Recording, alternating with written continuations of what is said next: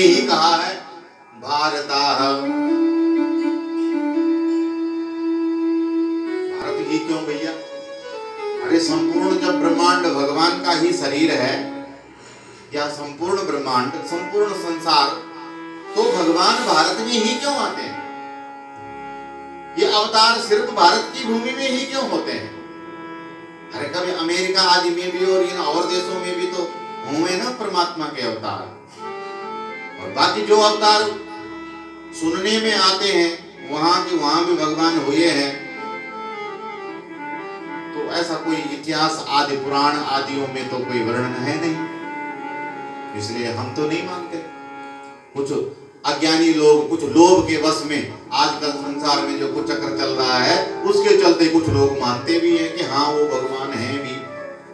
अभी मैं आगे आपको, अब आगे के जो प्रसंग आने वाले हैं उन प्रसंगों में आप ऐसे महापुरुष का वर्णन सुनेंगे जो लोगों के भगवानों पर कई कई गुना भारी पड़ते हैं। हमने तो उनको भी भगवान नहीं माना, लेकिन अगर देखा जाए तो वो सबके बड़े भगवान हैं। लेकिन नारायण का जो अवतार होता है वो भारत की ही भूमि में क्यों होता है? संत कहते हैं यह संपूर्ण संसार है तो भगवान का ही शरीर है, लेकिन जो ये भारत की भूमि है ना, ये धर्म भूमि है, ये कर्म भूमि है, ये भोग भूमि नहीं है।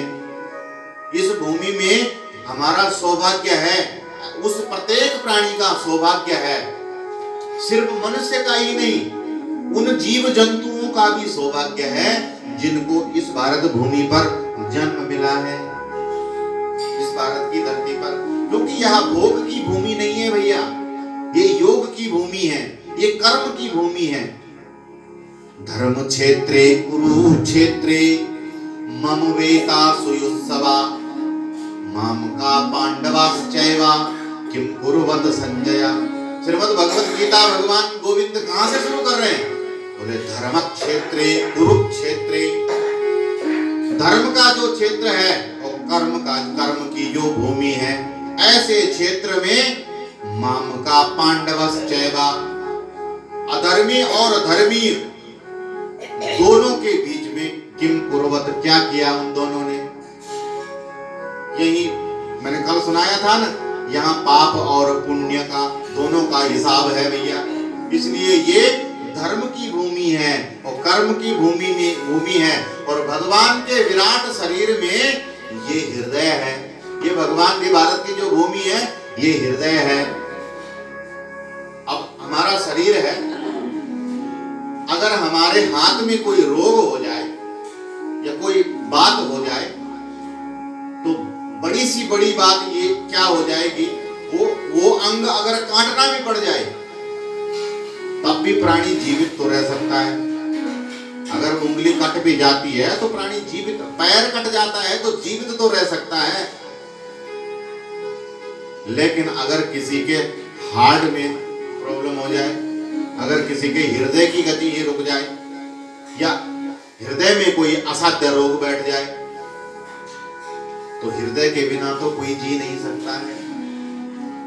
सब अंग प्रत्यंग ठीक हैं और हृदय में कोई रोग हो गया तो ये अंग प्रत्यंग भी काम नहीं देंगे, आज मनुष्य जीव जी नहीं सकता है। उसी प्रकार से यह जो भारत की भूमि है ना, धरती, ये भगवान का हृदय है, हृदय स्वरूप है। इसलिए भगवान कहते हैं कि यहाँ से यहाँ अधर्म नहीं होना चाहिए, यहाँ पाप का प्रभाव नहीं होना चाहिए, क्योंकि अगर यहाँ पाप का रोग लग गया तो सारा संसार पाप अग्नि में जल उठेगा।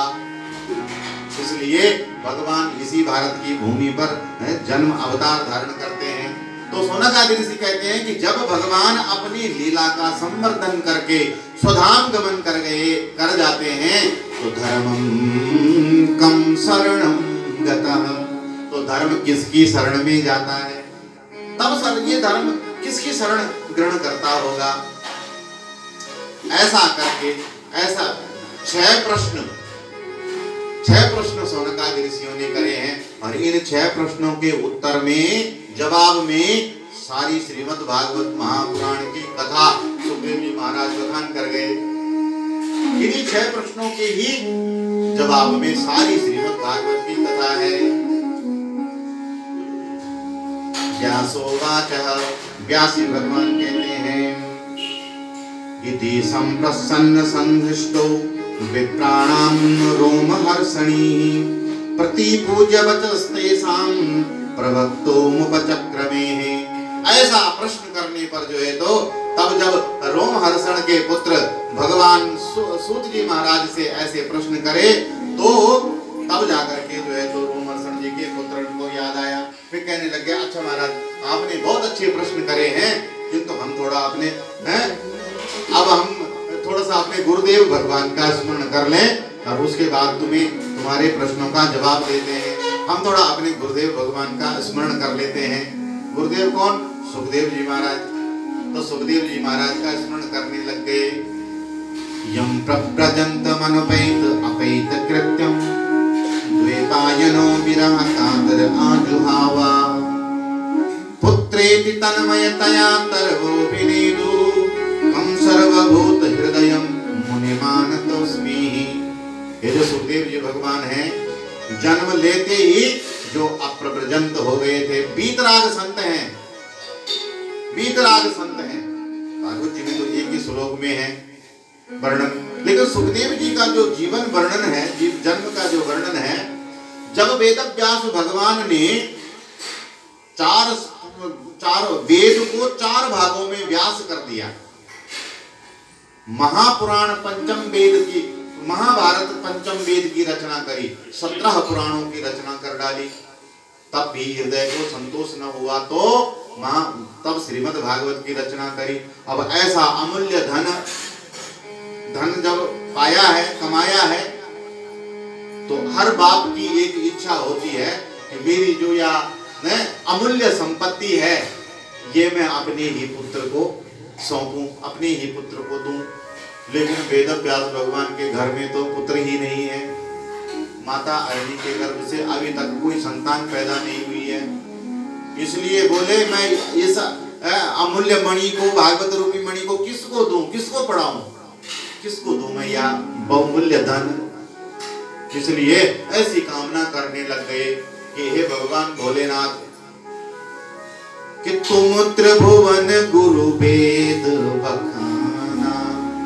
हे भोलेनाथ, तुम तीनों लोगों के गुरु हो, तुमसे बड़ा ज्ञाता कोई नहीं है। क्योंकि शिव के मानस में ही राम है और राम के चरित्र हैं, इसलिए शिव के मानस से जो चरित्र निकले वही रामचरित्र मानस कहलाते हैं। इसलिए इस अमृत रूपी बहुमूल्य धन का अधिकार जो है, अधिकारी और वक्ता तो आप ही हो सकते हैं। इसलिए कृपा करो और आप हमें पुत्र रूप में प्राप्त हो। इधर से भोलेनाथ, यहाँ तपस्या चल रही है, शिव जी की चल रही थी, इधर से भोलेनाथ लीला करते हैं। वैकुंठ भवन में राधा माधव जी प्रिय प्रीतम की नित्य लीला में राधा रानी द्वारा पालित सुक तोता सुक विहार कर रहा है। आज राधा माधव जी ने, भगवान ने योजना बनाई है कि अब द्वापर युग आ गया है और द्वापर युग में पूर्व के वरदानों के अनुसार मुझे जो है तो अवतार लेना है। आह्लादनी शक्ति के रूप में भगवती राधा रानी भी अवतरण की बातें, चर्चा वैकुंठ में चल रही है। और ये चर्चा प्यारा सा राधा रानी का पाला हुआ वह सुख सुन रहा है। तो सभी तभी जाकर के देवी से बोला, महारानी राधा रानी से बोलने लगा, हम भी चलेंगे, आपकी लीला पृथ्वी पर होएगी, वृंदावन में होएगी, हमें भी ले चलो न, हमको भी अवतरित होना है, हम आपके बिना नहीं रह सकते हैं। महारानी बोली, आप क्या करेंगे? हम तो वहां पर अनेक कारण हैं, जन्म के, लीला के अनेक कारण हैं, उन कारणों को लीला करके फिर हम संवर्धन करेंगे लीला का। पर आप क्या करेंगे?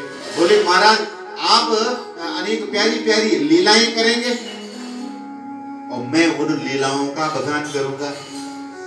आपकी लीला का बखान भी तो होना चाहिए ना, क्योंकि आपकी जब आप स्वधाम लौट जाते हैं तो उसके पश्चात आपके भक्त गण, आपके जो संत गण हैं, गौ विप्र प्रेमी जन हैं, भगवत चरित्र प्रेमी जन हैं, भगवान ने उतनों का कल्याण नहीं किया होगा जितनों का कल्याण भगवान की कथा ने कर किया है। इसलिए मैं आपके चरित्रों का खूब गुणगान किया करूंगा। अच्छा, तो किसी तरह से जो है तो महारानी मान गई। अब इधर से भगवान का जन्म हो रहा है। एक बार कैलाशपति भगवान शंकर जी समाधि में बैठे हैं, माता पार्वती अपनी गृहस्थी में और विराजमान हैं। उसी वक्त नारद जी का आगमन हो गया। भगवान की लीला होवे और वहां नारद जी का आगमन न होवे, ऐसा कैसे हो सकता है। उसी वक्त कैलाश पर्वत पर एक बार नारद जी आए और माता पार्वती को मैया प्रणाम, चरणों में प्रणति निवेदन किया है। नारद जी को साष्टांग प्रणाम करके माँ भगवती पार्वती जी ने बिठाया, आसन दिया है और खूब आसन पाद्य अर्घ्य आदि से आचमन आदि करवाया। पूजन करके ऋषि के चरणों में बंधन करके नारद जी से मैया कहने लगी, क्या बात है नारद जी, हैं बड़ा समय हो गया, बड़े समय के बाद में दर्शन दिया है। आजकल पहले तो आप आते रहते थे, आजकल बहुत समय के बाद में आप आए नहीं। नारद जी बोले, मैया ऐसा है कि आजकल हमने गृहस्थियों के घर में जाना आना बंद कर दिया, ज्यादा नहीं जाते हम। मैया बोली, क्यों, क्या बात हो गई? बोले, लोग कहते हैं कि ये बाबा चुगलखोर है, ये जिस घर में जाता है उसी घर में लड़ाई हो जाती है, ये एक दूसरे से बातें कर लेता है। इसलिए भैया अपने राम जी को क्या पड़ी हुई है चिंता, हरि का स्मरण करें, हमें क्या करना भैया, हम क्यों, इसलिए इस करके हमने जाना ही बंद कर दिया। माता पार्वती बोली, नहीं ऐसी बात नहीं है नारद जी, ऐसी बात नहीं है, हमारे घर में तो ऐसी कोई बात नहीं है, आप आया करो, हमारे घर में आया करो। हमारे में तो भैया देखो कैलाश में भगवान भोलेनाथ का कैसा सुंदर दरबार सजा है, खुद भी बाबा शमशान की राख का पाउडर मल करके सफेद सफेद दिखते हैं और चारों तरफ बर्फ पड़ी है। इसलिए कर्पूर गौरम करुणावतारम संसार सारम भुजगेंद्रहारम। अरे बड़े बड़े सर्पों के ही बाबा ने सुंदर सुंदर हार पहने हुए हैं। भुजगेंद्रहारम सदा वसंतम हृदयारविंदे, मन में राम जी बसते हैं, इसलिए भोले बाबा समाधि में रमते हैं। हमारे यहाँ तो देखो भैया, बाबा जी का, भोले बाबा का वाहन नंदी और माता का वाहन शेर, दोनों में बैर। इधर गणेश जी का वाहन कुआ और बाबा जी के गले में लटक रहे हैं भुजंग, ये दोनों बैरी। अच्छा, इधर भुजंग लटक रहे हैं तो इनके भी गुरु वहां बैठे हुए हैं, कार्तिकेय का वाहन मोर। एक दूसरे की चैन है भैया, एक दूसरे का भोजन है, लेकिन फिर भी महाराज बैल भी खड़ा है, शेर भी रमा रहा है, सर्प भी डोल रहे हैं, चूहे भी चूहा भी घूम रहा है, लेकिन बड़ा प्रेम से मोर भी बोल रहा है, लेकिन किसी में कोई बैर नहीं। नारद जी बोले, अच्छा तो कोई बैर नहीं, कोई खटपट नहीं, तो भैया नारद जी आ गए और फिर खटपट ना होवे, ऐसा कैसे हो सकता है। आज ये खटपट न करा दी तो मेरा नाम भी नारद नहीं। अच्छा मैया, बहुत बढ़िया बात है मैया, बहुत आनंद मंगन है आपके घर में। हाँ हाँ, बहुत सही बात कही आपने, कितनी शांति है।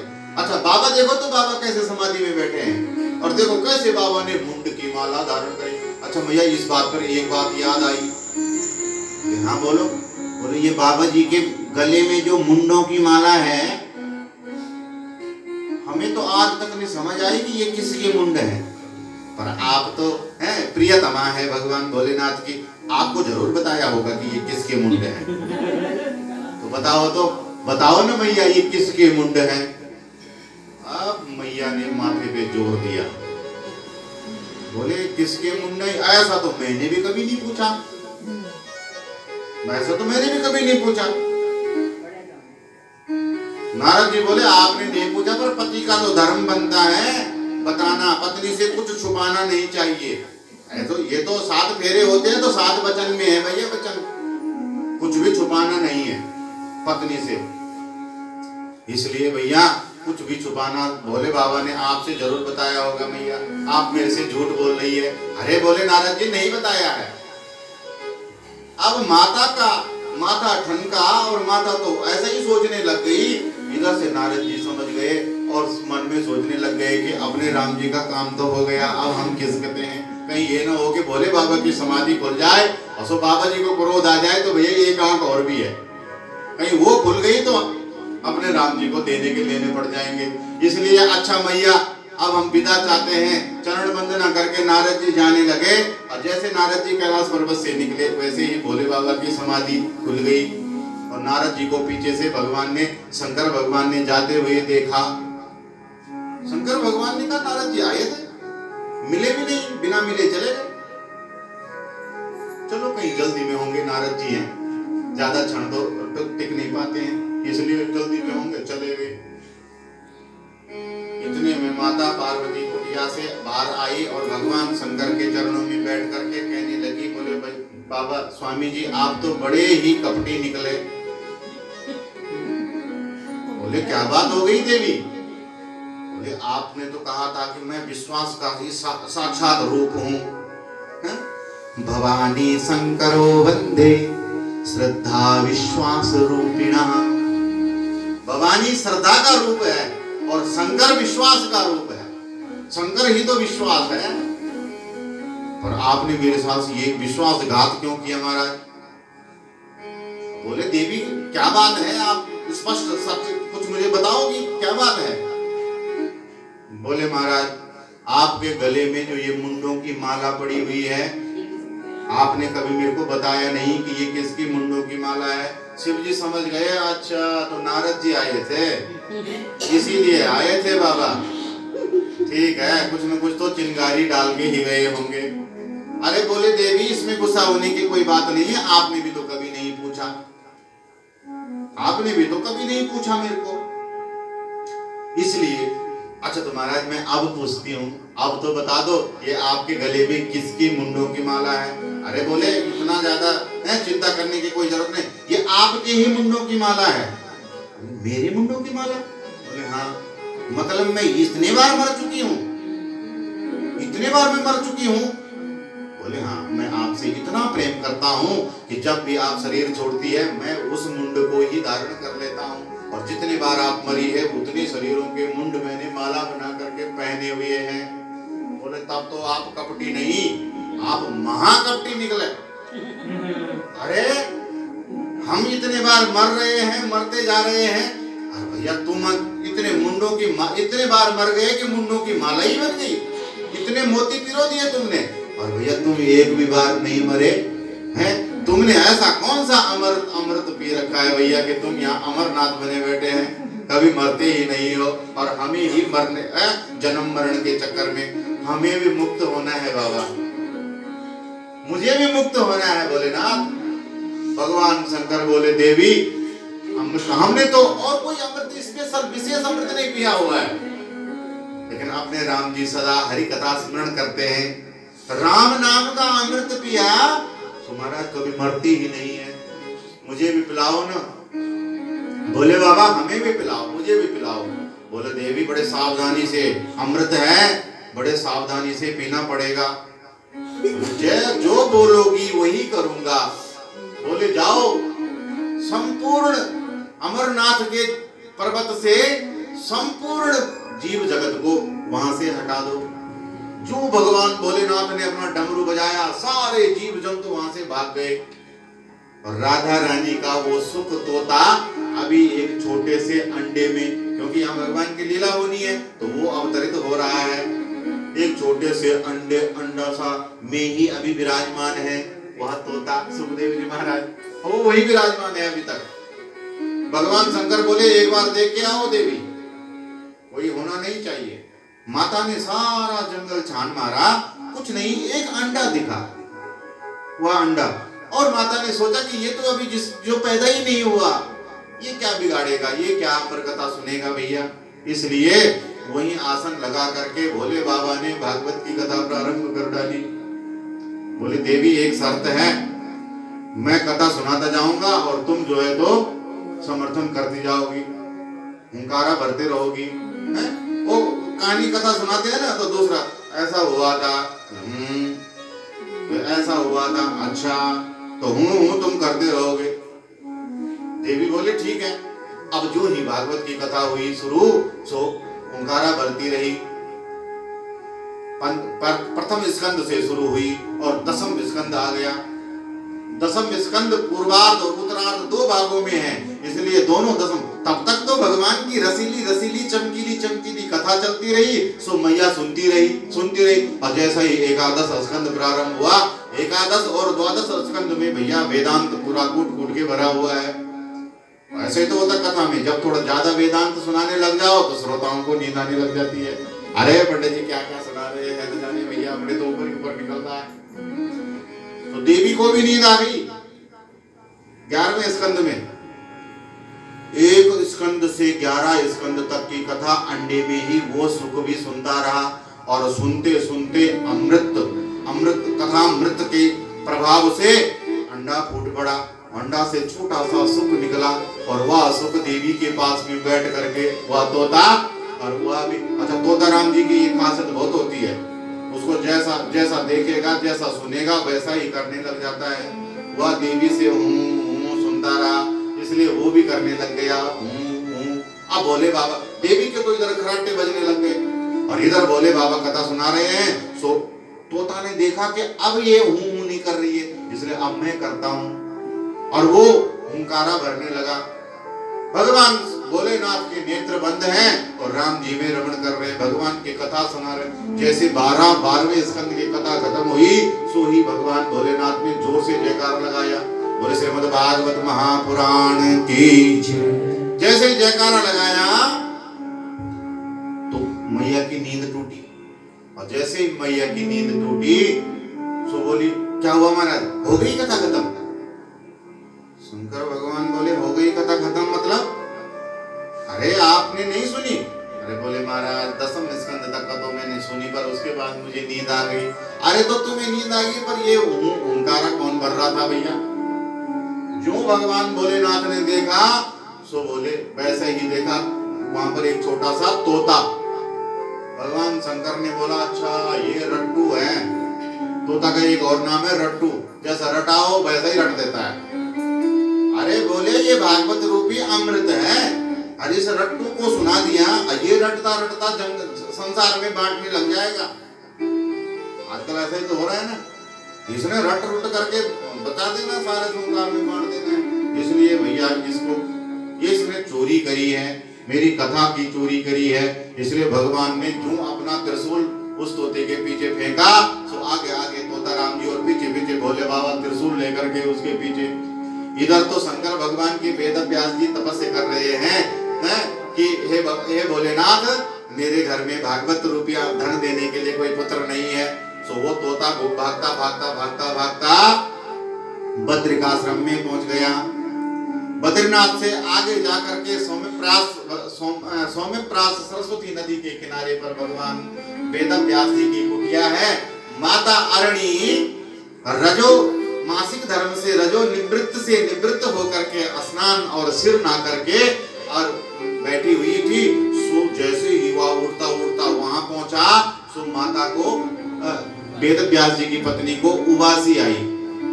उबासी आ जाती है ना बैठे बैठे, और उबासी आई, जैसे मुंह खुला उसको और कहीं बचने का दिखा नहीं, वो तोता जा करके माँ के मुंह में घुस गया और घुस करके उधर में पेट में चला गया। अब और बाहर भोलेनाथ खड़े हैं। वेद व्यास जी ने भगवान शंकर को प्रणाम किया, अरे धन्य भाग हमारे महाराज, आज कैसे पधारे कुटिया पर भोले बाबा। बोले पहले उस चोर को बाहर भेजो, तुम्हारे कुटिया के अंदर एक चोर घुसा है। बोले कौन चोर? बोले है एक चोर, और वो मेरा बहुमूल्य सामान चुरा करके भागा है और तुम्हारी कुटिया के अंदर घुसा है। वेदव्यास भगवान बोले, भोलेनाथ चोर और आपके पास ऐसा है क्या जो चोर चुरा लेगा? अरे भैया शमशान घाट में वास करते हो, तो आपके पास में तो आप भोले बाबा, आप तो परम वैराग्यों के वीतराग संत है, आपके पास में क्या है ऐसा जो चोर चुरा लेगा? अरे बोले मेरे पास में अमृत धन था, उसने चुरा लिया है और मैं उसको छोड़ूंगा नहीं, मैं उसको मारूंगा, वध कर दूंगा मैं उसका आज। उसने क्या चुराया? बोले उसने मेरी अमृत कथा चुरा ली है और वो उसने अमृत कथा का श्रवण कर दिया, पान कर दिया है, मैं उसको छोड़ूंगा नहीं। वेदव्यास भगवान कहते हैं बाबा भोलेनाथ, अरे मैं समझ नहीं पा रहा हूँ कि आप क्या बोल रहे हैं। एक तो आप कह रहे हैं कि उसने अमर कथा पान कर दी है और फिर आप कह रहे हैं कि उसको आप छोड़ोगे भी नहीं, उसका आप वध कर दोगे। जब वो अमर कथा पी चुका है तो वो मरेगा कैसे? वो तो अमर हो चुका होगा। जब जिसने अमर, शंकर भगवान बोले अरे ये तो हमने सोचा ही नहीं। चलो जैसे हरि की इच्छा, भगवान शंकर लौट गए। यहाँ 12 वर्ष हो गए, 12 साल सुखदेव जी जन्म ही नहीं ले रहे हैं। वेदव्यास भगवान कहते हैं पुत्र जन्म लो। 12 वर्ष हो गए हैं, इतना लंबा गर्भ में नहीं रहते बेटा। सुखदेव जी कहते हैं गर्भ से ही कहते हैं मैं जन्म नहीं लूंगा, मैं पृथ्वी पर नहीं आऊंगा। क्यों? क्योंकि बोले संसार की माया मुझे ग्रसित कर देगी, मैं माया के बंधनों में नहीं फंसना चाहता हूं। भगवान हरि मुझे वचन देवे, भगवान हरि मुझे वचन देवे कि उनकी माया मुझे ग्रसित नहीं करेगी, तब जाकर के मैं। अब वेदव्यास जी हरि चरणों में गए। महाराज बड़ी मुश्किल से है, पुत्र का मुंह देखने का अवसर मिला, तो महाराज वो तो कह रहे हैं आपके वचन का आप वचन दो। माँ के गर्भ में भगवान ने सुखदेव जी को दर्शन दिया, इसलिए भागवत जी का जो श्रोता है वो भी विष्णु रात है, जन्म से पहले विष्णु का दर्शन करके आया है, भगवत दर्शन का कवच पहन के आया है। और जो श्रोता है वह भी विष्णु रात और जो वक्ता है वो भी विष्णु रात। श्रोता कैसे हुआ विष्णु रात? श्रोता जो है तो राजा परीक्षित है और परीक्षित को भी माँ के ही गर्भ में सुदर्शन चक्र अश्वत्थामा ने भेजा था, इसलिए सुदर्शन चक्र से परीक्षित की रक्षा करने के लिए भगवान भी उत्तरा के गर्भ में उतर गए थे। तो जन्म से पहले उन्होंने भी दर्शन किया है, इसलिए भागवत के श्रोता और वक्ता दोनों ऐसे हैं जिन्होंने जन्म से पहले भगवान के दर्शन का कवच पहना है ताकि माया उनको छू न सके। भगवान ने वचन दिया, तब सुखदेव जी का जन्म हुआ। जन्म होते ही जंगल को चले गए। सुखदेव वेदव्यास जी पीछे पीछे जाने लग गए, हे पुत्र हे पुत्र। पुत्र ने कोई जवाब नहीं दिया, लेकिन वृक्षों से आवाज आई, जंगल के वृक्षों से। वो कहते हैं कि हे पुत्र, आवाज गूंज करके आती है हे पुत्र, मानो कि वृक्ष संदेश दे रहे हैं कि वेदव्यास जी कौन किसका पुत्र। न जाने कब कितने जन्मों तक आप इनके पुत्र रह चुके हैं और न जाने कितने जन्मों तक ये आपके पिता रह चुके हैं, इसलिए कोई किसी का पुत्र नहीं है। आगे एक आश्चर्य हुआ, देवांगनाएं स्नान कर रही थी और सुखदेव जी जब वहां से निकले तो वे निर्वस्त्र स्नान करती ही रही। पीछे से आते हुए जब वेदव्यास जी को देखा तो तुरंत ही जल से बाहर निकल करके वस्त्र पहनने लगी। वेदव्यास भगवान ने ऐसा आश्चर्य देखा, सोचने लगे अरे भैया मेरा जवान पुत्र जब गया आगे तो तब तो इनको कोई लज्जा नहीं आई, लेकिन मुझ वृद्ध को, मुझ बूढ़े को देख करके ये लजा रही है। वो देवांगनाएं कहने लगी, महाराज आपका जो पुत्र है ना वो परमहंस वीतराग संत है, उसकी दृष्टि में स्त्री और पुरुष का भेद ही नहीं है। उसकी तरफ से वस्त्र हो या ना हो, क्योंकि माया का पर्दा उसके आंखों में नहीं है, इसलिए उसके लिए वस्त्र कोई मायना रखता ही नहीं है, उसके लिए वस्त्र का कोई महत्व तो नहीं है। पर आप तो जानते हैं ना स्त्री पुरुष का भेद, इसलिए आपसे शर्मा गई। ऐसे अप्रजंत, ऐसे वीतराग परमहंस सुखदेव की स्तुति जान करके वेदव्यास जी मुड़ करके आ गए, वापस आ गए। ऐसे वीतराग सुखदेव जी महाराज के चरणों में प्रणाम करते हैं। बोलिए सुखदेव भगवान की जय। सुखदेव जी के चरणों में ऐसी विनती करते हुए, उनका मंगलाचरण करते हुए, तब सूत जी महाराज ऋषियों को कथा सुनानी प्रारंभ करते हैं। सुखदेव जी महाराज कहते, सूत जी महाराज कहते हैं, ऋषियों आपने पूछा है कि मनुष्य जीवन का उद्देश्य क्या है। इस पहला प्रश्न यही था ना कि कल्याण कैसे होगा, उद्देश्य क्या है। तो बोले धर्म दृढ़म बद्ध मूलम वेद स्कंद पुराण शाखाटया कृत कुसुमो मोक्ष फलो मधुसूदनम पादयोर जयते। मोक्ष रूपी फल को प्राप्त करना ही इस मनुष्य जीवन का लक्ष्य है। सवे पुंसाम परो धर्मो यतो भक्तिरदोक्षजेः अहेतुक्या अप्रतिहता ययात्मा संप्रसीदते। आपने कहा है कि सारे वेद पुराण शास्त्र और शुभ कर्मों का सार सर्वस्व क्या है? कौन एक है जिसको पूजने से सब पूज जाते हैं? तो सुनो, सवे पुंसाम परो धर्मो,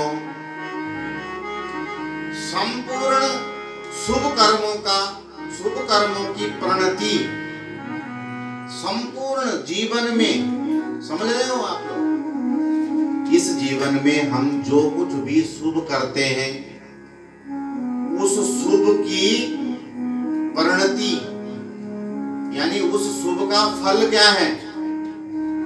उस शुभ का एक ही फल है, वो क्या है? भक्ति रदोक्षजेः, भगवान में प्रीति हो जाए, भगवान ठाकुर जी में, राधा माधव के चरणों से प्रीति हो जाए, भगवान में भक्ति सुदृढ़ हो जाए। अगर भगवान में भक्ति सुदृढ़ हो गई तो सारे सत्कर्म सार्थक हो गए और सब कुछ किया जीवन में, सब कुछ किया, और भगवान से प्रेम नहीं हुआ तो वह सब व्यर्थ है, वह सब श्रम मात्र ही केवलम, केवल और केवल निराश्रम है। बेकार का मेहनत कर डाली, हाथ कुछ भी नहीं लगा। इसलिए ये बात जीवन में ध्यान रखना, ये बात जीवन में हमेशा ध्यान रखना कि जो कुछ भी आप करते हैं, देव पूजा, पितृ पूजा, यज्ञ, गुरु पूजा, संत पूजा, ब्राह्मण पूजा, माता पिता की सेवा, दान, गौदान, अनेक प्रकार के जितने भी कर्म हैं, ये सारे कर्म इसलिए हैं कि भगवान में प्रीति हो जाए, ईश्वर से प्रेम हो जाए, ठाकुर जी के चरणों में प्रेम हो जाए, इसलिए है ये।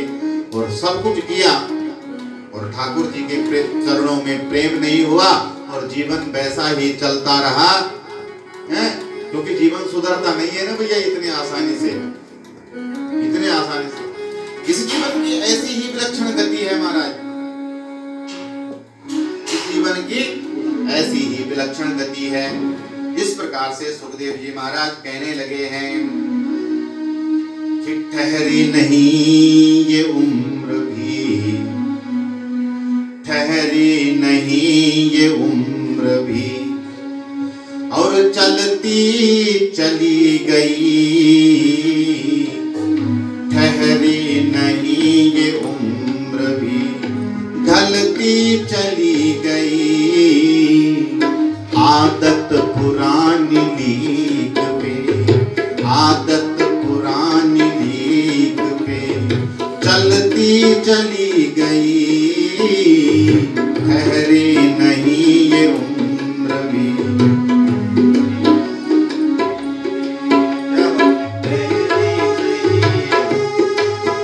ये उम्र ठहरती है न जीवन रुकता है, जीवन का चक्र भी रुकता कहाँ है महाराज? बच्चा जवान हो जाता है और कोई बूढ़ा नहीं होना चाहता है, फिर भी बूढ़ा होना ही पड़ता है। हम जो आदत है वह आदत चलती ही चली जाती है, इतनी आसानी से व्यसन छूटते नहीं है, आदतें बदलती नहीं है।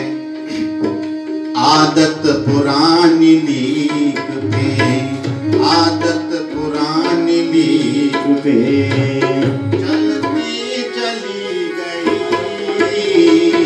आदत पुरानी लीक पे चलती चली गई। ठहरी नहीं ये उम्र भी, ठहरी नहीं ये उम्र भी ढलती चली गई, ठहरी नहीं ये उम्र भी।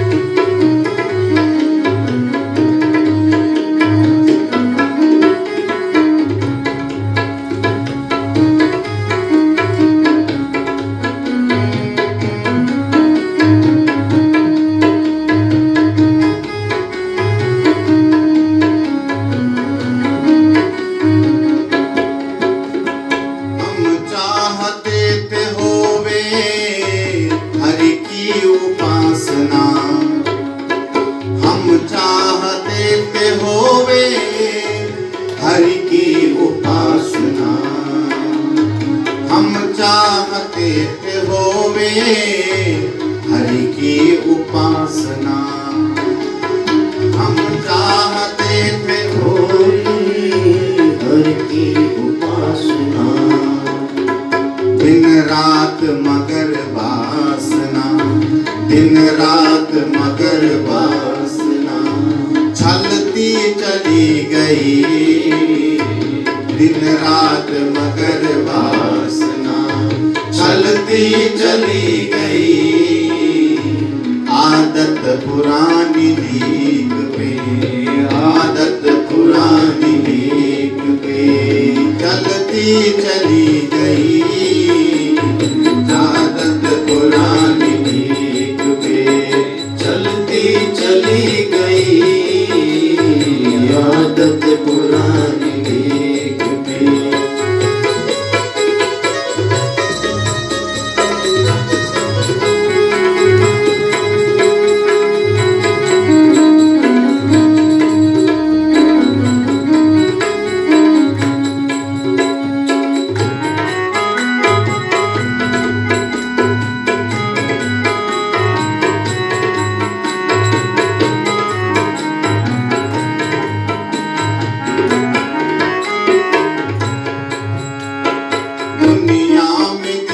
सब कुछ लेकिन मिला न कुछ भी, दुनिया में दिखा सब कुछ लेकिन मिला न कुछ भी।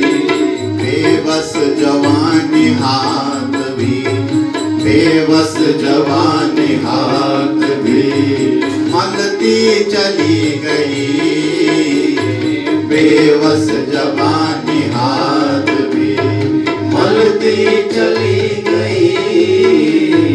आदत पुरानी लीक पे चलती चली गई, आदत पुरानी लीक पे चलती चली गई, आदत पुरानी लीक पे। दुनिया में सब दिखता है लेकिन मिलता कुछ भी नहीं है, क्या कुछ नहीं है। और क्या क्या सपने प्राणी संजोता रहता है, लेकिन कुछ भी कभी मन की कामनाएं पूरी होती ही नहीं है। ये संसार किसी का नहीं होता है भैया, यहाँ जो कुछ दिखता है वह मिलता नहीं है, वह सत्य नहीं है। सोचा था समझ जाएंगे सुधरेंगे मगर फिर, सोचा था संभल जाएंगे सुधरेंगे मगर फिर। गलती पे गलती गलती, गलती पे गलती गलती चलती चली गई। आदत पुरानी लीक पे, आदत पुरानी लीक पे चलती चली गई। आदत लीक पे चलती चली गई, आदत पुरानी लीक पे। गोविंद श्री राम की, गोविंद श्री राम की, जिस पर हुई कृपा, जिस पर हुई कृपा। गोविंद श्री राम की, जिस पर हुई कृपा। गोविंद श्री राम की, जिस पर हुई कृपा। केवल उन्हीं की जिंदगी, केवल उन्हीं की जिंदगी, फलती चली गई, फलती चली गई। केवल उन्हीं की जिंदगी, फलती चली गई, केवल उन्हीं की जिंदगी।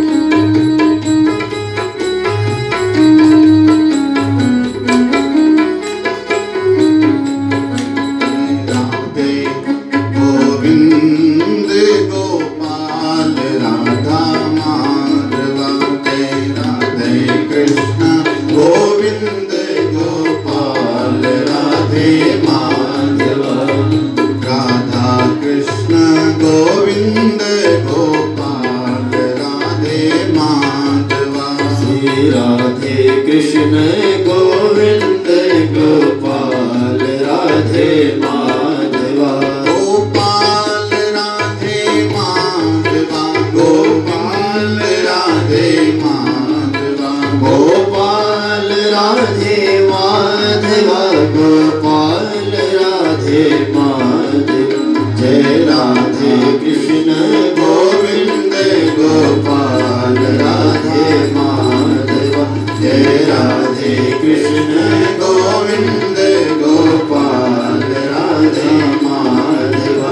गोपाल राधे माधवा, गोविंद राधे माधवा, गोपाल राधे माधवा, गोपाल राधे माधवा। जय राधे कृष्ण गोविंद गोपाल, राधे माधवा। जय राधे कृष्ण गोविंद गोपाल, राधे माधवा।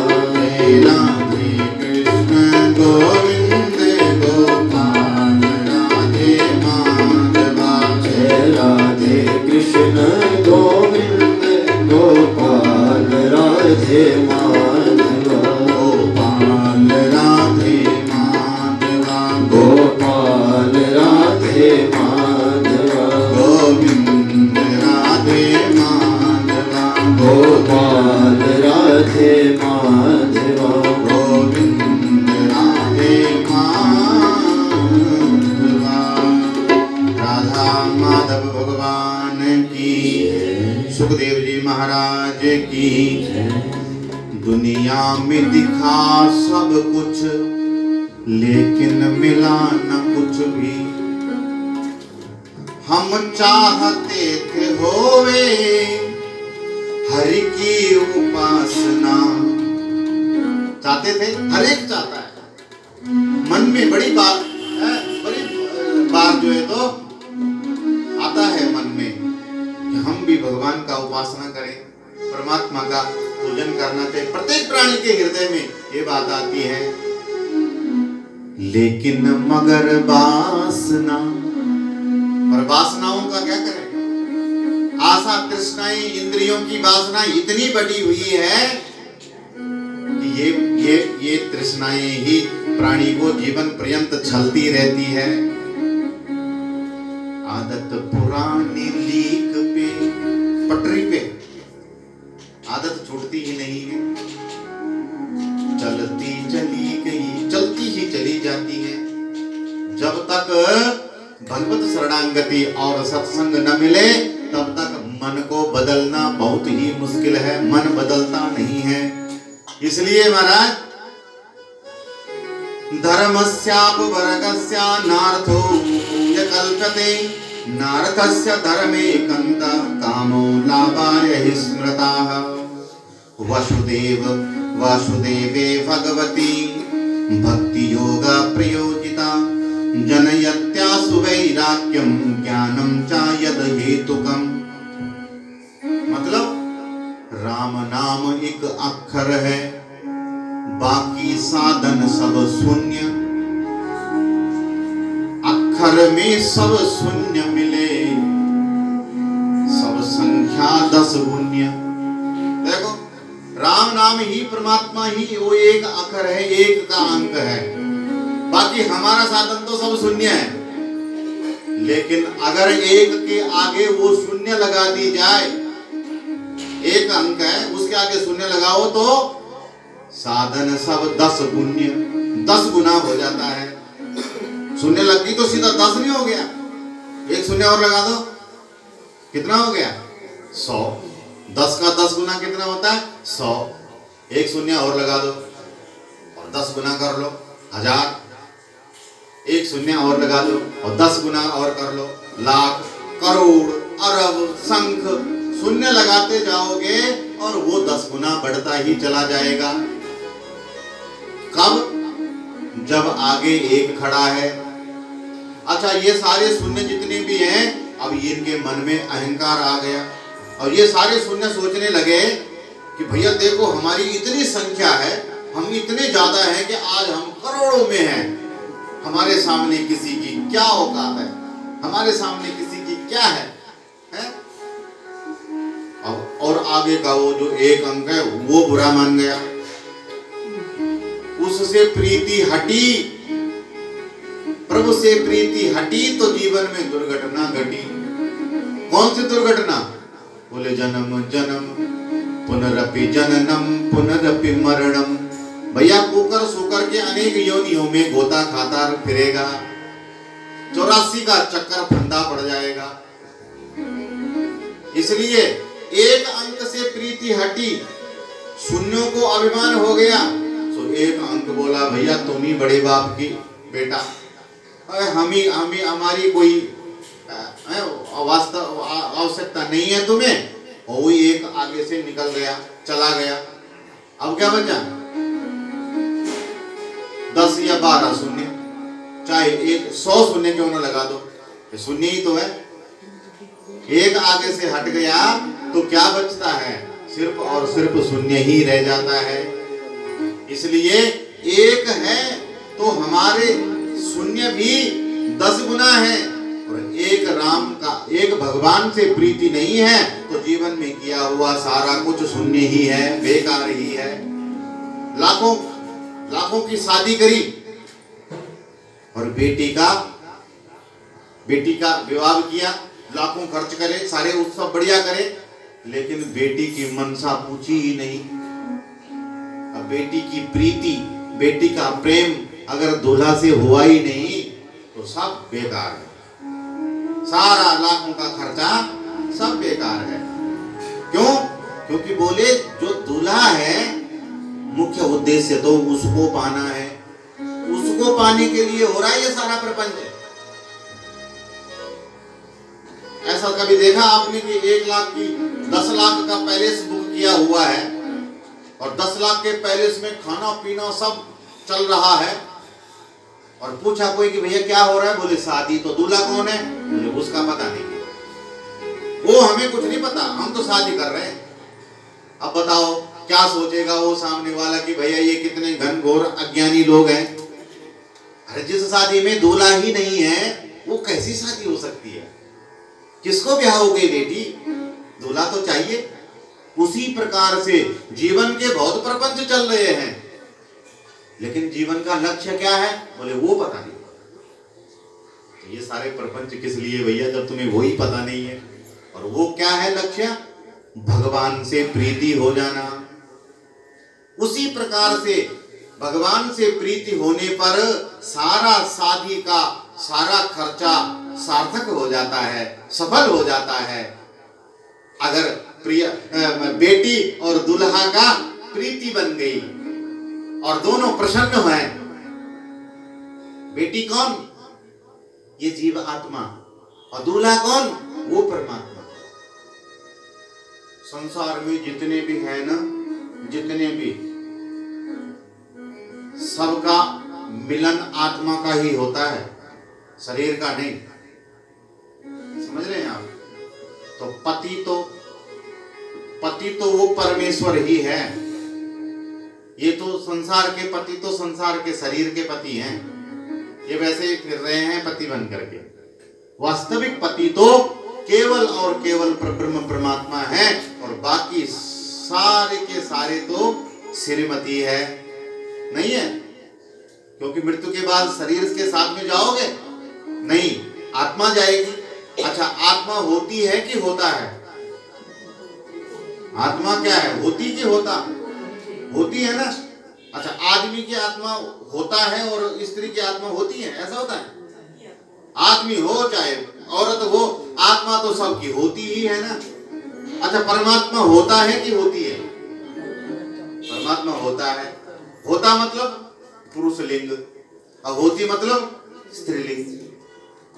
तो इस संसार में, चराचर जगत में सब शरीर अलग अलग कवर पहन रखे हैं भैया, ये भेष बना रखे हैं, लेकिन अंदर सब जीव आत्मा ही है। और परमात्मा के अलग अलग वेश हैं, लेकिन एक ठाकुर जी ही मूल रूप में वही परमात्मा। अनेक रूप रूपाया विष्णवे प्रभु विष्णवे, अनेक रूपों में वो परमात्मा ही व्याप्त हो रहा है। इसलिए इस आत्मा रूपी पुत्री का प्रेम बंधन उस परमात्मा रूपी परमपिता दूल्हा पति से हो जाए, बस सारे जीवन का यह प्रपंच सफल हो गया। और अगर ऐसा नहीं हुआ तो ये सारा जीवन का प्रपंच व्यर्थ। जैसा ही शरीर छूटेगा, सब कुछ छूट जाएगा, कुछ भी साथ जाने वाला नहीं है, और आत्मा भटक जाएगी। हमारी ये पुत्री रूपी जीव आत्मा भटक जाएगी। क्यों? क्योंकि दूल्हे का वर्ण तो हुआ ही नहीं है, दूल्हा तो था ही नहीं। मैंने उदाहरण दिया अभी आपको कि ऐसी शादी हमने रचाई थी जिसमें दूल्हा का पता ही नहीं। तो अगर हमारे जीवन का भी या मार्ग ऐसा ही रहा और अंत काल में शरीर छूटा और दूल्हे का आता पता नहीं, तो भैया पुत्री रूपी जीवात्मा लटक जाएगी और यमलोक में भटक जाएगी। इसलिए अभी से प्रिय प्रीतम से प्रीति बढ़ा लो, अभी से प्रेम बढ़ा लो हरि से। बस अभी से प्रभु से जिसका प्रेम हो गया। इसलिए धर्म का रास्ता, धर्मस्या अपवर्गस्या, धर्म अपवर्ग होता है। अपवर्ग मन में पवर्ग नहीं होता धर्म में, वर्ग होते हैं ना। जैसे क ख ग घ ग ये कवर्ग है, च छ ज झ य ये चवर्ण है। तो ऐसे ही प फ ब भ म ये अपवर्ग है, ये पवर्ग है। यह पवर्ग धर्म में नहीं होता है। और क्या है ये पवर्ग? पाप, पावनी पाप, पाप फलेच्छा। दूसरा क्या? पाप फलेच्छा बंध भया मृत्यु जामे नाही, पाफा बा सहित सोई पवर्ग कहलाए। इसमें जिस आदमी ने धर्म का सहारा ले लिया, धर्म का आश्रय ले लिया, वो पाप में नहीं बंध सकता। धर्म पाप छुटा देता है, फल की इच्छा उसकी नहीं है, सब इच्छाओं से उसको विरक्त मुक्त कर देता है, बंधन सारे बंधन खोल देता है। और भय किसी का नहीं, उसको कोई भय नहीं होता है, न उसको मृत्यु का भय है और न उसको नरक का भय है। भयबंध और जन्म मरण मृत्यु का जो बार बार मरने का चक्कर है, ये चक्कर को ही धर्म छुटा देता है। इसलिए भैया हमेशा धर्म का ही सहारा लेना चाहिए। इस प्रकार से वो कहते हैं, सुखदेव जी महाराज कह रहे हैं, ऋषियों केवल और केवल भगवान से ही प्रीति लगानी चाहिए। और भगवान का जो अवतार होता है ना, वो किसी कंस या रावण को मारने के लिए नहीं होता है, अपितु भगवान का अवतार तो है अपने भक्तों को रस प्रदान करने के लिए होता है। कि विप्रधेनु सुर संत हित लीन मनुज अवतार, निज इच्छा निर्मित तनु माया गुण गोपाल। विप्रधेनु सुर संत हित, यहाँ रावण कहीं नहीं आया, यहाँ कंस कहीं नहीं आया। अगर रावण को मारने के लिए राम जी आते तो ऐसा थोड़ी बोलते हैं। राम जी जन्म के प्रसंग में कहते हैं, बाबा तुलसीदास जी लिखते हैं कि विप्रधेनु सुर संत हित लीन मनुज अवतार। पहला शब्द क्या? विप्र। अरे ब्राह्मणों की पुकार पर भगवान अवतरित होते हैं। विप्रधेनु माता गौ की रक्षा के लिए, धरती का भार उतारने के लिए भगवान अवतरित होते हैं। विप्रधेनु सुर देवताओं का काज बनाने के लिए और संतों के हित करने के लिए भगवान अवतरित होते हैं। इसी कर्म में भगवान अवतरित होते हैं। परब्रह्म परमात्मा जब यह संपूर्ण चराचर जगत भगवान में ही समाया हुआ था, तब भगवान ने अनेक लोकों की उत्पत्ति का संकल्प मन में हुआ।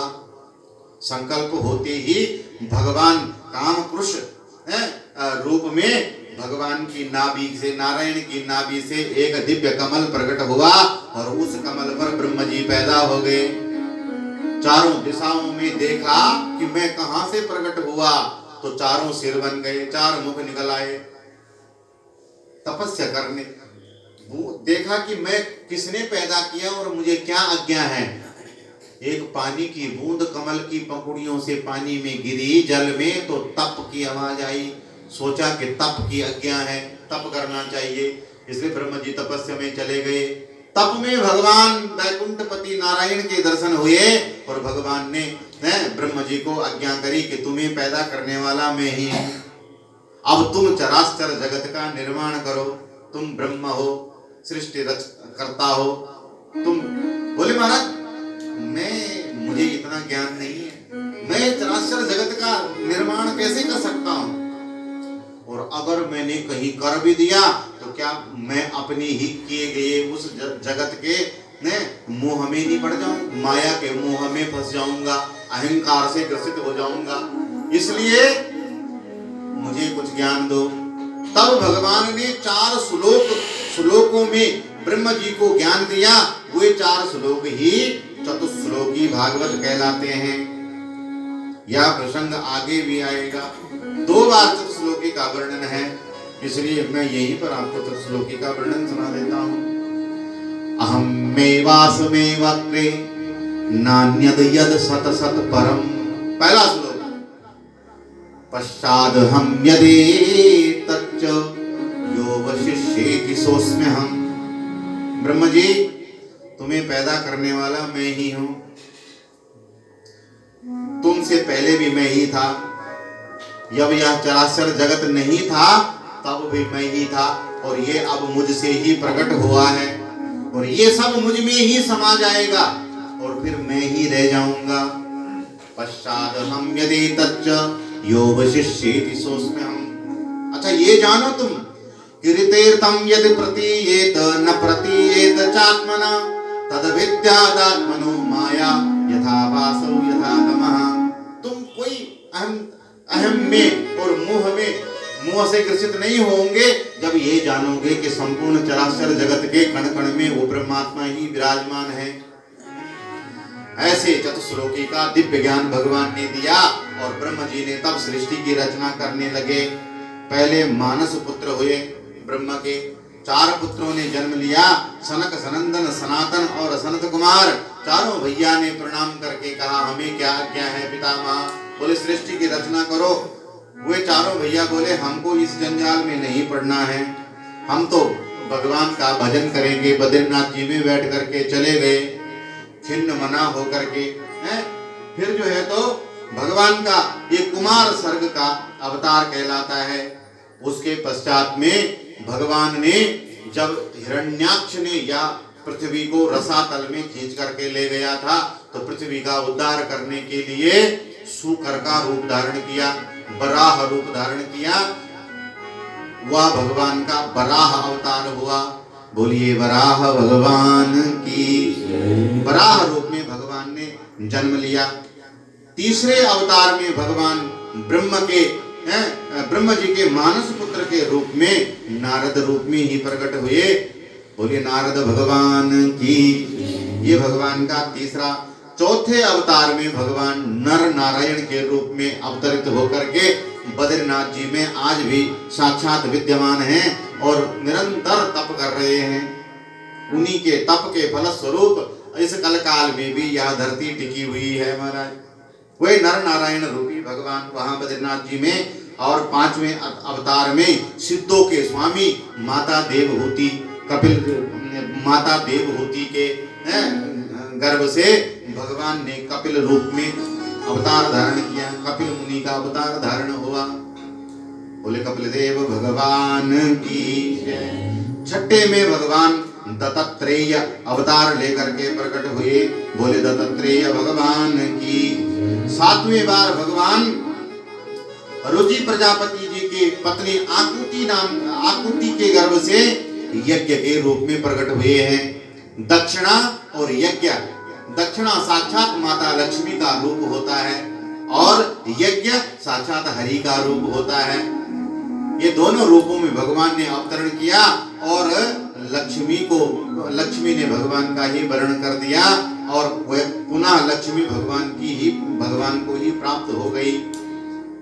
बोले यज्ञ नारायण भगवान की जय। आठवें अवतार में भगवान राजा नाभि की पत्नी मेरु देवी के गर्भ से ऋषभ देव भगवान के अवधूतों के ये स्वामी हुए और इन्हीं के द्वारा आगे चल करके जैन परंपरा चली है।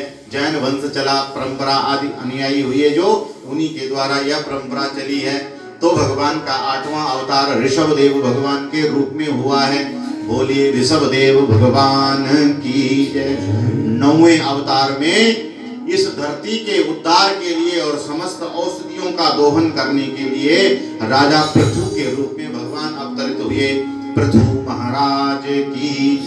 10वें अवतार में भगवान ने मत्स्य का रूप धारण किया है। मत्स्य अवतार भगवान का हुआ। बोले मत्स्य नारायण भगवान की जय। 11वें अवतार में भगवान जब देव दानवों ने समुद्र का मंथन किया तो कच्छप का रूप धारण करके वह मंद्राचल पर्वत की मथानी बनाई गई और वो जब समुद्र में धंसने लगी तो भगवान ने एक विशाल कच्छप बन गए, कछुआ का रूप धारण कर दिया और अपनी पीठ के ऊपर वो मंद्राचल पर्वत की मथानी रख दी और तब जाकर के समुद्र मंथन कराया। यह भगवान का 11वां अवतार हुआ। बोलिए कच्छप नारायण भगवान की। 12वें अवतार में तो भगवान वही धन्वंतरी बन करके अमृत कलश लेकर के प्रकट हो गए। वो धन्वंतरी भगवान है जो वो साक्षात विष्णु ही है और वो ही अमृत कलश लेकर के प्रकट हुए। बोलिए धन्वंतरी भगवान की। देवता और दैत्य आपस में अमृत के लिए लड़ने लग गए। भगवान ने मोहिनी का रूप धारण कर दिया और ये अवतार भगवान का मोहिनी अवतार कहलाया। बोलिए मोहिनी नारायण भगवान की जय। 13वें अवतार में भगवान जो है तो 14वें अवतार में भगवान नृसिंह रूप में प्रहलाद की रक्षा के लिए प्रकट हुए हैं। नृसिंह नारायण भगवान की। 15वां अवतार बलि के यज्ञ में बामन बन करके आए हैं। अब की बार छोटे से बामन मंगल के पंडित जी बन करके आए और राजा बलि को छल करके तीनों पगों में चराचर ब्रह्मांड को नाप डाला और राजा बलि को पाताल भेज दिया। बामन नारायण भगवान की जय। 16वें अवतार में भगवान परशुराम जी के अवतार में अवतरित हुए। जब धरती पर आतताई राजाओं का राज हो गया तो ब्राह्मण परशुराम जी के रूप में भगवान अवतरे और अपने फरसे से काट करके अन्यायी राजाओं की गर्दन को पुनः धर्म की स्थापना करी। बोले परशुराम भगवान की जय। 17वें अवतार में है भगवान वेद व्यास जी के कृष्ण द्वैपायन माता सत्यवती के गर्भ से महर्षि पाराशर ऋषि की पुत्र के रूप में वेद व्यास भगवान के रूप में प्रकट हुए और धरती पर जो है तो वेदों का व्यास और 18 पुराण और शास्त्र आदियों की रचना करके धर्म की स्थापना करी, वैदिक सनातन धर्म को बढ़ाया। बोलिए वेद व्यास भगवान की जय। 18वें अवतार में तो भगवान एक राजा के रूप में और चारों अंशों के साथ में रामचंद्र के रूप में प्रकट हुए। राजा रामचंद्र भगवान की 19वें अवतार में भगवान यदुवंश में बलराम जी के भगवान कृष्ण के अग्रज भैया बलराम जी के दाऊ भैया के रूप में प्रकट हुए। बोले बलराम भगवान की जय। और 20वें अवतार में भगवान साक्षात 16 कला संपन्न अवतारी परमात्मा श्री कृष्ण चंद्र के रूप में प्रकट हुए। बोलिए आनंद कंद श्री कृष्ण चंद्र भगवान की जय। 21वें अवतार में भगवान ने बिहार के गया नाम के स्थान पर बुद्ध रूप में अवतार धारण किया है। बुद्ध नारायण भगवान की जय। आने वाले कलयुग में भगवान 22वें अवतार में वेद शर्मा नाम के ब्राह्मण के घर पर जो है तो विष्णु सियस नाम के ब्राह्मण के घर पर जो है तो कल्कि रूप में अवतार धारण करेंगे। यहाँ भगवान का रूप कल्कि होगा, काला रूप होगा और एक काले घोड़े पर बैठ करके भगवान संपूर्ण आतताइयों का वध करके पुनः सतयुग की स्थापना करेंगे। ये अवतार कलयुग के अंतिम चरण में होगा।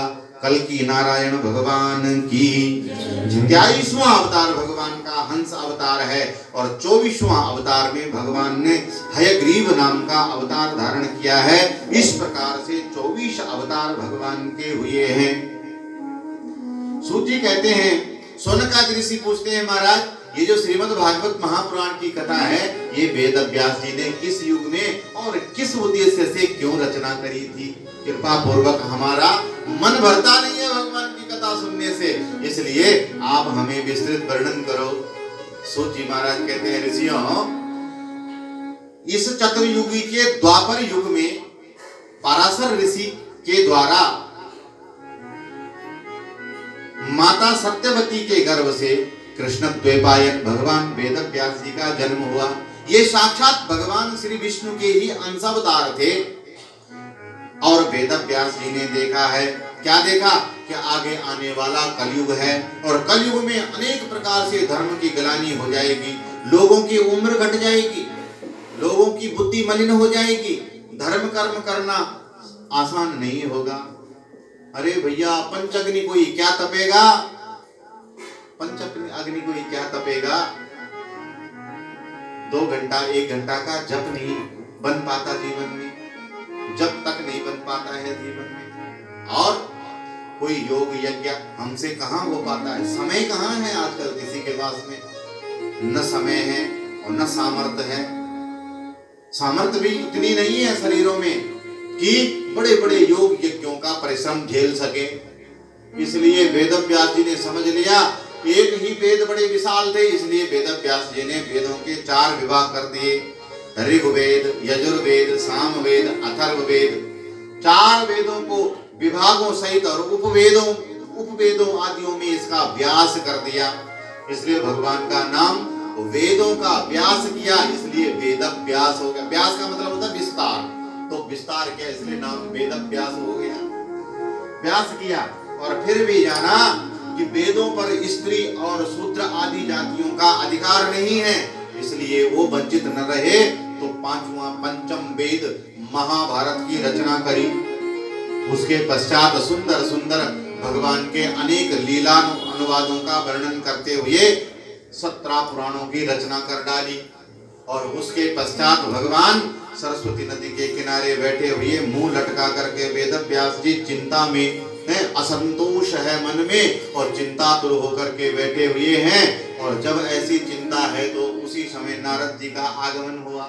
नारद जी ने पूछा है, हे महर्षि, नारद जी कहते हैं कि आपको जो है तो यह किस चीज की चिंता है, क्यों आप जो है तो मलिन मुख बैठे हुए हैं, आप ऐसा चिंतातुर होकर के क्यों बैठे हुए हैं। वेद व्यास भगवान कहते हैं, नारद जी मैंने वेद शास्त्र पुराणों का रचना कर दिया,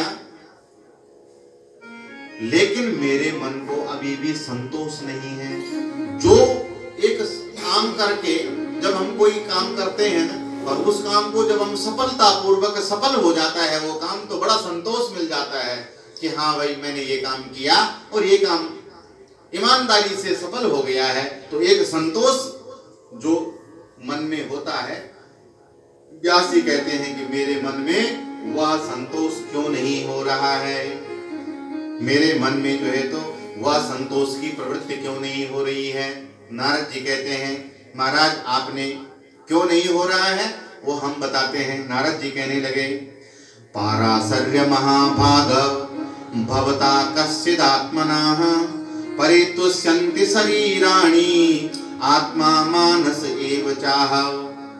आपने, हे पाराशर्य महाराज, आपने अभी तक जो है तो मैं जो कुछ भी रचना करी है वह तो वेद वेदांत और सार और इसमें सर्ग विसर्ग आदि और अनेक प्रकार का आपने अटूट ज्ञान तो कूट के भरा हुआ है, लेकिन अभी तक आपने उस ब्रह्म परमात्मा आनंद कंद भगवान की वह आनंदमयी लीलाओं का वर्णन नहीं किया है।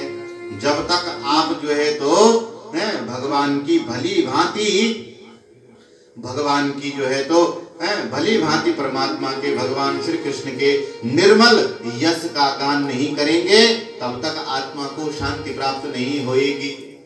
आप उन परमात्मा का निर्मल यश का गान कीजिए, क्योंकि वे परमात्मा ही सर्वोपरि हैं और उनके लीलानुवादों का वर्णन करने के पश्चात कुछ वर्णन करने के लिए रह नहीं जाता है, और उनके लीलानुवादों का वर्णन जब तक नहीं किया तब तक सब अधूरा ही रहता है। इसलिए अभी तक आपका कार्य अधूरा है, इसलिए मन में संतोष नहीं है। देखो ना, वो परमात्मा बड़ा कृपालु है, बड़ा सहज है और बड़ा दयालु है। हम आपको अपने पूर्व जन्म की एक कथा सुनाते हैं।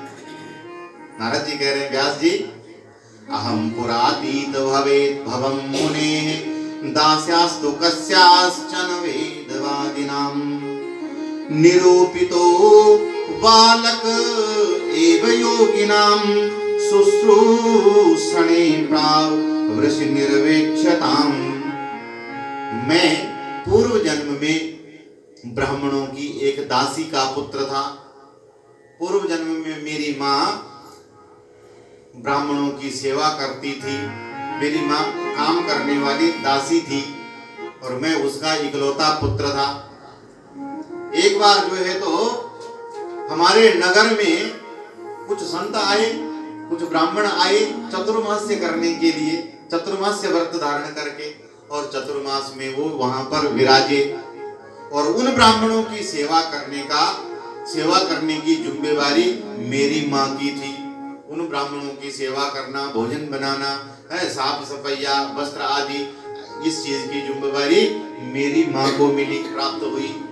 मैं अपने माँ के साथ में ही वहां रहता और अपने माँ के साथ में जो है तो मेरी माँ काम करती और मैं बैठ करके संतों के भजन सुनता, संतों का सत्संग सुनता। दिन भर मेरी माँ जो है तो काम करती, सेवा करती ब्राह्मणों की। हम गरीब थे बहुत, और जो ब्राह्मणों को भोजन प्रसादी मिलती, उस प्रसादी के पत्तलों पर जो प्रसाद रह जाता, जो बच जाता, उसी का मैं सायंकाल में भोजन कर लेता, उसी को मैं खाता, उसी प्रसादी से अपना पेट पालता और संतों का भजन सुनता। बस केवल परमात्मा का ही गुणगान वे संत करते थे। ऐसा जब करते करते उन संतों के साथ में मेरा मन लग गया, क्योंकि जो बच्चा होता है ना, बच्चे का मन बड़ा निर्मल होता है। उगती हुई बेल जैसी होती है ना, वह उगती हुई बेल जहां जिस तरफ लगा दोगे वहीं चल पड़ेगी। इसलिए बालकपन में उस बालक का मन हरि के भजन में लग गया। वह संत भजन करते, वह बालक बैठा रहता, मेरी माँ सेवा करती, मैं थोड़ा बहुत जितना कर पाता अपनी माँ के साथ में और बाकी मैं संतों का भजन करता। मेरा मन उस सत्संग में उन संतों में ऐसा लग गया, ऐसा लगा महाराज कि मैं अब उन संतों के बिना रह नहीं पा रहा था। उन संतों के प्रति मेरी प्रीति हो गई। मेरा तार प्रभु से जोड़े ऐसा कोई संत मिले, मेरा तार हरि से जोड़े ऐसा कोई संत मिले, ऐसा कोई संत मिले, ऐसा कोई संत मिले, मेरा तार प्रभु से जोड़े ऐसा कोई संत मिले, मेरा तार प्रभु से जोड़े ऐसा कोई संत मिले, ऐसा कोई संत मिले, ऐसा कोई संत मिले, मेरा तार प्रभु से जोड़े ऐसा कोई संत मिले, मेरा प्रभु से कोई जोड़े ऐसा कोई संत मिले। दरस के बड़े महात्म, संत दरस के बड़े महात्म, दुर्लभ जग में संत समागम, दुर्गम जग में संत समागम, संत दरस के बड़े महात्म, संत के बड़े महात्म, दुर्लभ जग में संत समागम, दुर्लभ जग में संत समागम, मेरे मन के भ्रम को तोड़े ऐसा कोई संत मिले, मेरे मन के भ्रम को तोड़े ऐसा कोई संत मिले।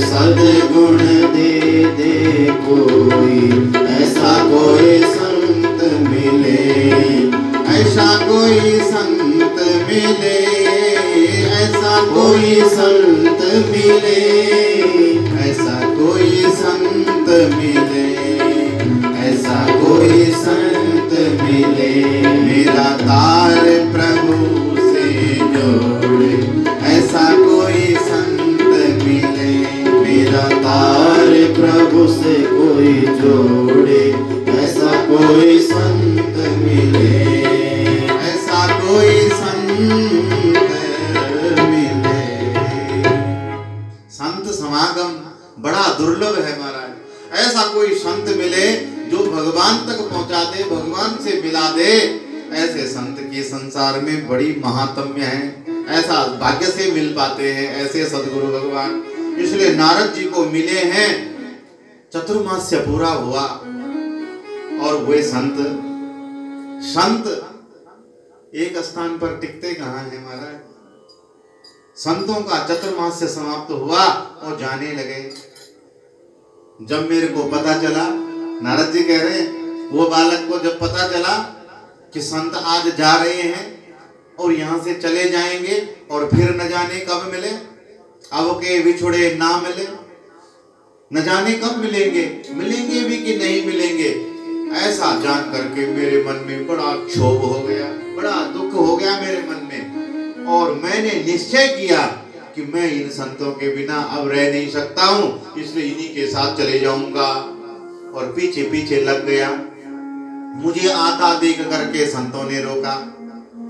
मेरी माँ ने संतों के चरण पकड़ लिए, महाराज मेरा बुढ़ापे का यह इकलौता सहारा है, ये चला जाएगा तो मेरे जीने का तो मकसद ही खत्म हो जाएगा। मैं किसके लिए जीऊंगी, किसके भरोसे जीऊंगी। इसलिए मेरे पुत्र को आप न ले चले। लेकिन नारद जी के मन में तो बड़ी उत्कंठा है जाने की।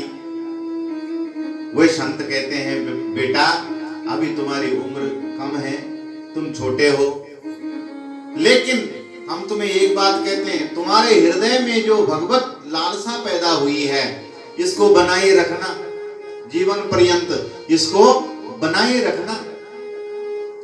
तुम अवश्य ही परम पदवी को प्राप्त करोगे, तुम भगवान को पा जाओगे। संतों का वचन कभी मिथ्या नहीं जाता है। बोले महाराज मैं तो छोटा सा दासी का पुत्र बालक हूँ, ज्ञान ध्यान शिक्षा कुछ आता नहीं है, आपके भजन सुनता था, आपके साथ कीर्तन करता था, अब आप चले जाएंगे, मैं क्या कौन सा नाम, किस नाम के सहारे जीवन यापन करूंगा।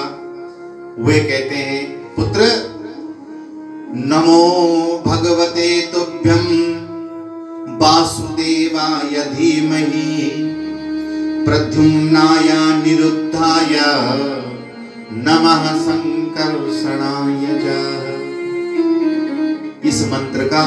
इस मंत्र को आप निरंतर जपना, बड़ा प्रभावशाली यह मंत्र है। एक ना एक दिन ठाकुर जी अवश्य मिल जाते हैं जो जीवन में इस मंत्र का सहारा ले लेता है। नारद जी को यह मंत्र दे करके संत चले गए। नारद जी निरंतर सुबह शाम दिन में और कोई काम नहीं है, बस केवल और केवल नमो भगवते तुभ्यं वासुदेवाय धीमहि प्रद्युम्नाय निरुद्धाय नमः संकर्षणाय च। इसी मंत्र का निरंतर जप करते रहते।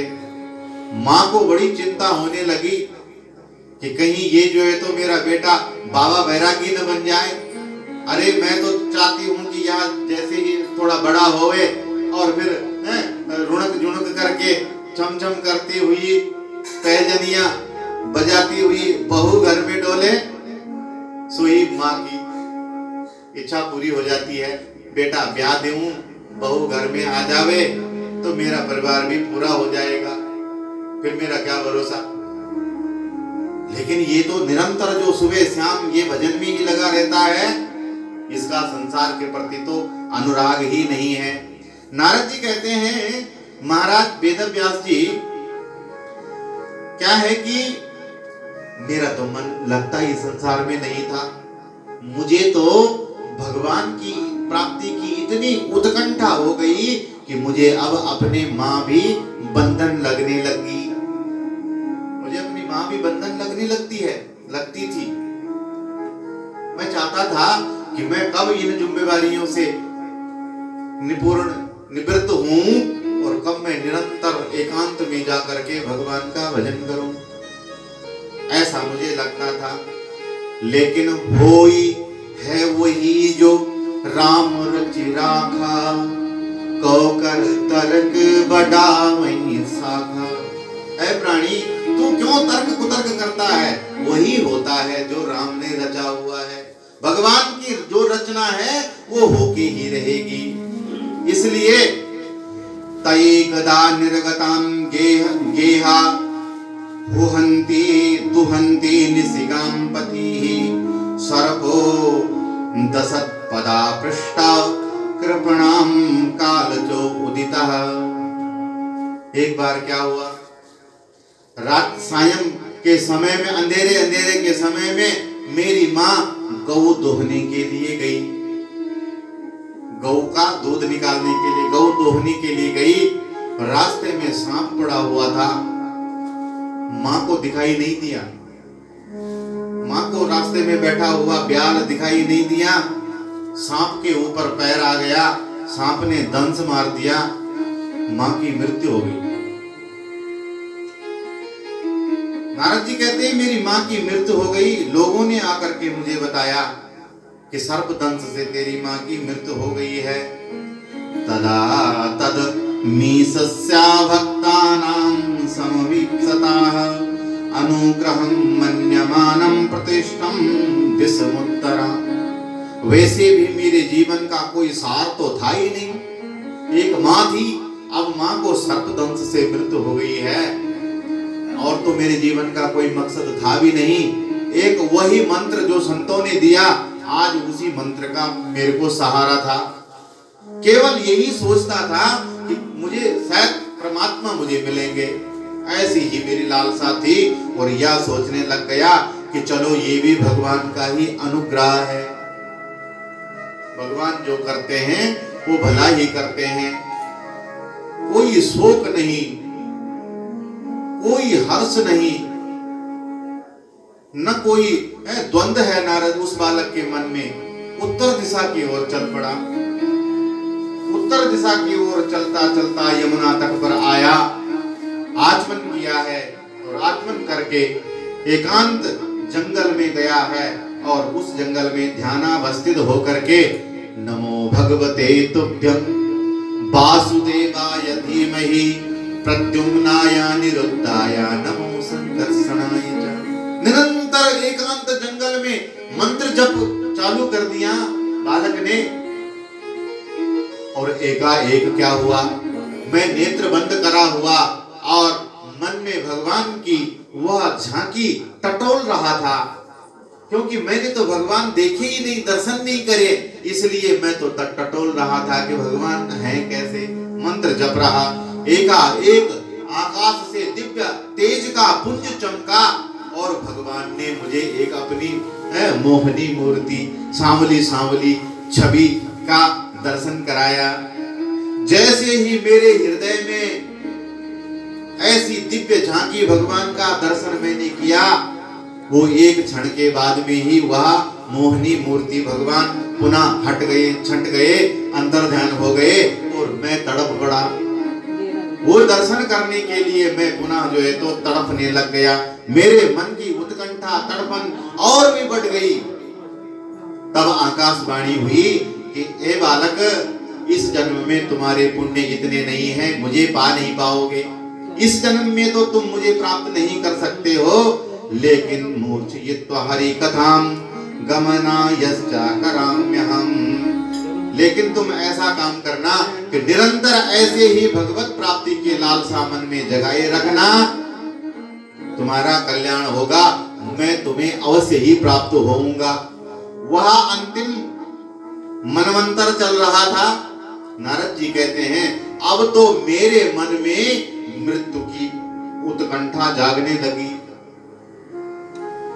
मैं चाहता हूं, अब मेरे मन में मैं ये चाहना लगा कि कब ये शरीर छूटेगा, क्योंकि इस जन्म में भगवान बोले हैं कि मिलने वाले नहीं हैं, इसलिए कब ये जन्म समाप्त हो और कब मैं परमात्मा को मिलूं, ऐसा मेरे मन में उत्कंठा हो गई है। मरने से सब जग डर्यो मेरे मन आनंद, कब मरी हूं कब भेटी हूं पूर्ण परमानंद। मरने से संसार डरे, लेकिन मेरे मन में आनंद है कि कब मरी हूं, मैं कब मरूं और कब भेटी हूं, कब मिलूंगा पूर्ण परमानंद। उस पर ब्रह्म परमात्मा से कब मिलूंगा, ऐसा सोच करके जो है तो मेरे मन में जो है तो बड़ी उत्कंठा होने लगी। मेरा शरीर छोटा, वह अंतिम मनमंत्र चल रहा था, संपूर्ण चराचर जगत भगवान में ही समाहित हो गया, भगवान में समा गया, मैं भी भगवान में समा गया। और फिर भगवान ने जब इस सृष्टि की रचना करी तो भगवान के नाभि कमल से ब्रह्मा और ब्रह्म के मानस पुत्र से मेरा प्रादुर्भाव पुनः जन्म हो गया। और जैसे अब मैं नारद ऋषि के रूप में मैंने जन्म लिया है, और देव दत्ताम इमाम वीणाम स्वर ब्रह्मा विभूषिताम, भगवान नारायण ने अपने हाथों से मुझे यह देवदत्त नाम की वीणा दी है, और इस वीणा में स्वर ब्रह्मा विभूषिताम, देवदत्त नाम की वीणा, यह शरीर ही वह देवदत्त नाम की वीणा है। और इसमें स्वर ब्रह्मा, ये जो स्वर है ना, इसमें निरंतर ब्रह्म स्वर भरे हुए हैं, भगवान के ही वचन वाणी नाम उच्चारण निकलते रहते हैं। तब से मैं श्रीमन नारायण का स्मरण करता रहता हूँ, भगवान का नारायण नारायण गुणगान करता ही रहता हूँ। ऐसा ब्रह्म परमात्मा भक्त वत्सल भगवान, उनका स्मरण करो वेद व्यास जी, और उन